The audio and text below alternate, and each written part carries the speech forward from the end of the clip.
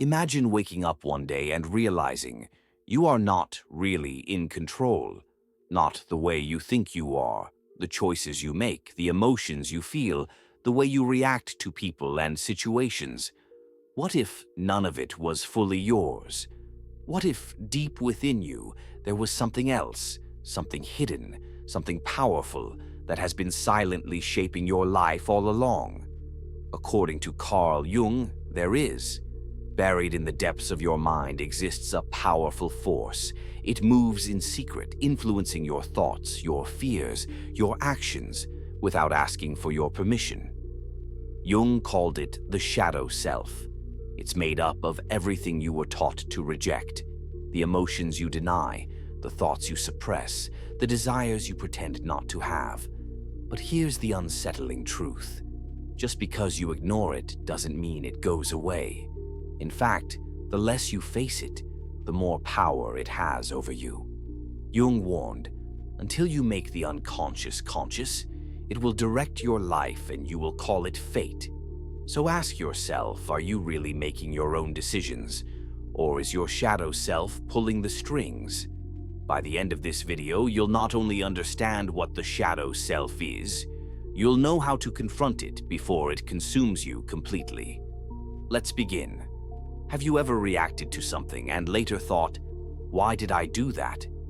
Maybe you lashed out at someone for no reason. Maybe you sabotaged a great opportunity.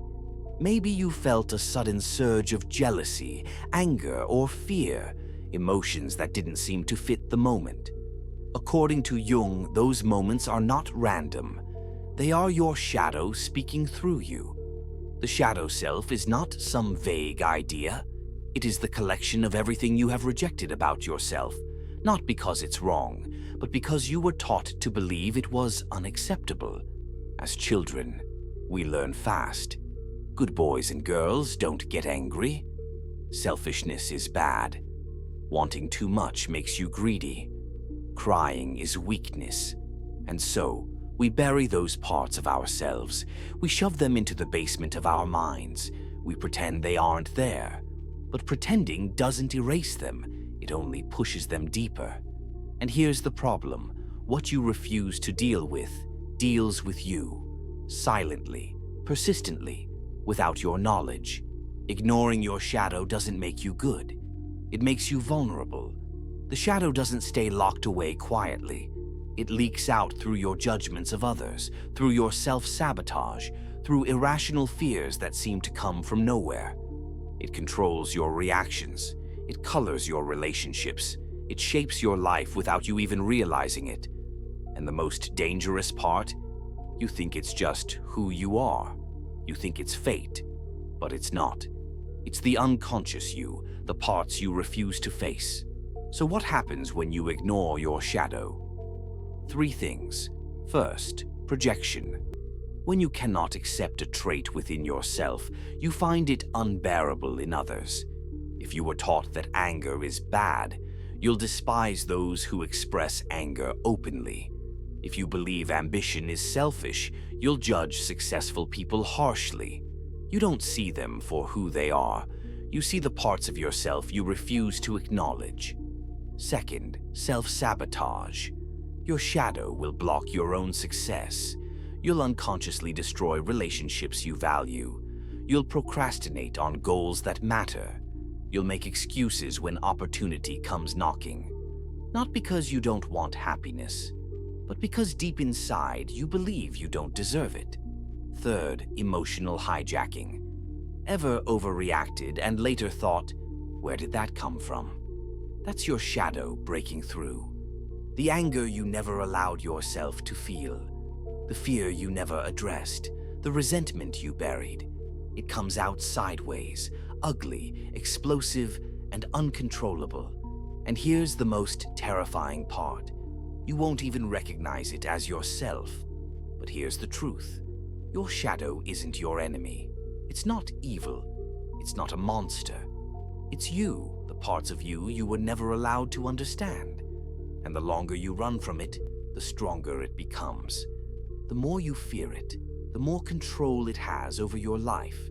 You cannot heal what you refuse to see. So how do you confront your shadow? How do you take back control? It begins with understanding what the shadow really is. Carl Jung's concept of the shadow self isn't a mystical theory. It's a practical truth about human nature. Imagine your mind as a vast iceberg. The small, visible tip, that's your conscious mind. The submerged mass, that's your unconscious. And inside that hidden mass lies everything you have banished from awareness. Rage you weren't allowed to express. Dreams you were told were unrealistic. Fears you were too ashamed to admit. Desires you learned to deny. You think they're gone? They are not. They are just hidden, and hiding doesn't make them harmless. Where does the shadow come from? From the moment you were born, you were conditioned by family, by culture, by society to behave a certain way. You learned quickly which parts of you were praised and which parts were punished. You adapted. You survived. But survival came at a cost. You cut off pieces of yourself, your honesty, your anger, your boldness, your vulnerability. You molded yourself into someone acceptable. And every time you did, your shadow grew, not in size, but in power. Because what you deny only gains strength. How does your shadow control you without you knowing? 3 main ways. First, projection. You hate in others what you cannot admit in yourself. If you envy someone's courage, it's because you abandoned your own bravery long ago. If you resent someone's freedom, it's because you denied your own desires to fit in. Projection blinds you to reality. You stop seeing people for who they are and only see reflections of your unhealed wounds. Second, self-sabotage. When your shadow holds beliefs like, "I'm not worthy" or "I'm not good enough," you will unconsciously act them out. You'll ruin opportunities. You'll push people away. You'll cling to toxic patterns that reinforce the pain you secretly believe you deserve. Third, emotional outbursts. The emotions you suppress don't disappear. They build pressure beneath the surface, and one day, without warning, they erupt. You might lash out. You might collapse inward. You might hurt people you love. And you'll wonder why you feel so out of control. It's because you handed control to the parts of yourself you refuse to face. This isn't just psychology. This is history. This is human nature. Philosophers from Socrates to Nietzsche warned of the dangers of self-ignorance. Socrates was condemned for encouraging people to question their beliefs, to confront uncomfortable truths. Nietzsche warned that denying our instincts leads not to virtue, but to collapse. The shadow is not a modern invention. It is an ancient reality, one that every human must eventually face or be destroyed by. So how do you reclaim your power? The answer lies in shadow work. But here's the truth most people miss. Shadow work is not about destroying your shadow. It's about making peace with it, understanding it, integrating it. You don't win by rejecting parts of yourself. You win by embracing them. You don't become perfect. You become whole. How do you begin? 3 powerful steps. Step 1. Notice your triggers. Every time you react strongly, anger, jealousy, fear, pause. Don't ask, "What's wrong with them?"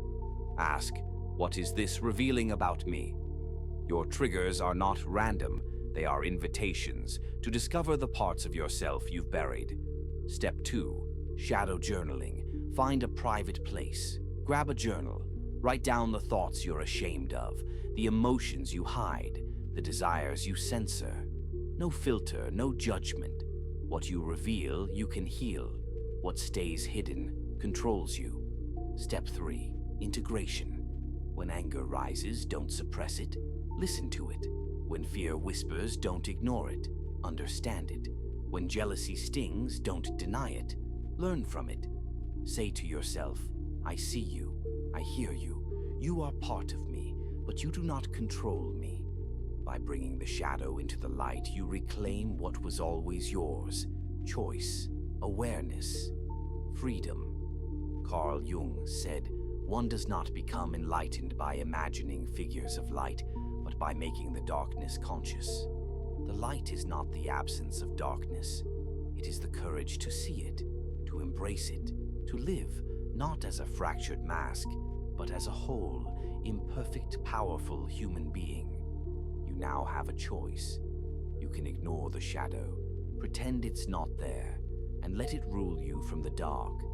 Or you can face it, integrate it, and step into the only true freedom there is: self-awareness.